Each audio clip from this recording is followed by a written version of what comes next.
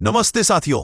आज हम चल रहे हैं भारत के सबसे शक्तिशाली साम्राज्य मौर्य साम्राज्य की उस यात्रा पर जहां एक पिता ने साम्राज्य खड़ा किया, एक पुत्र ने उसे संभाला और एक पोते ने उसे दुनिया तक पहुंचा दिया। आज की वीडियो में हम बात करेंगे बिंदुसार, मौर्य वंश के दूसरे सम्राट, और अशोक, भारत के सबसे महान राजाओं में से एक के बारे में।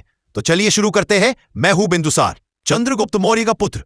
लोग मुझे अमित्रघात कहते हैं, यानी शत्रुओं का संहारक।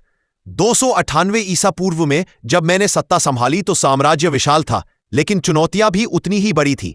मेरी सबसे बड़ी उपलब्धि रही साम्राज्य को दक्षिण की ओर बढ़ाना। मैं मौर्य शक्ति को लेकर पहुंचा मैसूर तक। चोल, पांड्य और केरल के राजाओं से संपर्क बढ़ाया। भले ही उन्हें पूरी तरह जीता नहीं, पर मौर्य साम्राज्य की प्रतिष्ठा पूरे दक्षिण में स्थापित हो गई। और यही प्रवेश होता है मेरे साहसी पुत्र अशोक का। मैंने उसे दिया उज्जैनी का प्रभार। वो कठोर भी था, तेज बुद्धि वाला भी, और सबसे बढ़कर साम्राज्य को मजबूत करने का जज्बा उसमें मुझसे कहीं ज्यादा था।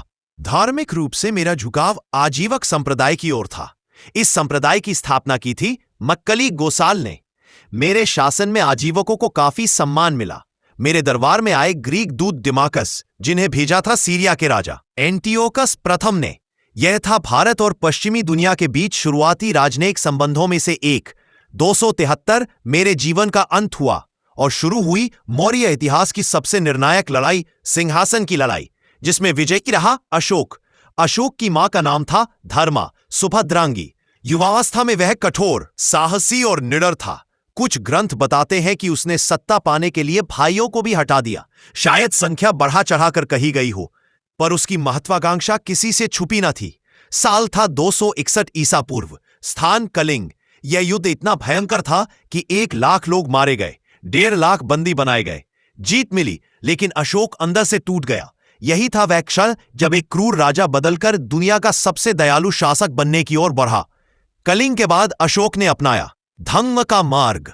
हिंसा छोड़कर करुणा को चुना। उसने बुलवाई तीसरी बौद्ध संगीति 250 ईसा पूर्व पाटलिपुत्र में, जिसकी अध्यक्षता की मोगलीपुत्र तिस्सा ने। यहां बौद्ध धर्म के 3 ग्रंथों की समीक्षा हुई: धर्म, विनय, अभिधम। अशोक ने बौद्ध धर्म को सीमाओं से बाहर पहुंचाया। अपने पुत्र महेंद्र और पुत्री संघमित्रा की भेजा श्रीलंका, जहां आज भी थेरवाद की परंपरा चलती है।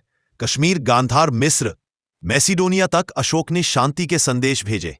अशोक ने बनाए 79,000 स्तूप, प्रतीकात्मक, सांची जैसे महान स्तूप, और पूरे भारत में फैलाए शिलालेख। सबसे प्रसिद्ध सारनाथ का सिंह स्तंभ भारत का राष्ट्रीय प्रतीक है। इन शिलालेखों पर उसका नाम नहीं, बल्कि लिखा होता था देवानम प्रिय प्रियदर्शी। अशोक ने लगाया पशु वध पर नियंत्रण, धर्म महामात्य नियुक्त किए, कुएं, सड़कें, अस्पताल बनवाए। पहली बार शासन सिर्फ शक्ति नहीं, बल्कि नैतिकता का प्रतीक बना। 1232 ईसा पूर्व में अशोक का अंत हुआ, पर उसकी विरासत आज भी एशिया से लेकर दुनिया भर में फैली है। वह राजा जिसने दिखाया कि असली जीत तलवार से नहीं, दिल जीतने से होती है।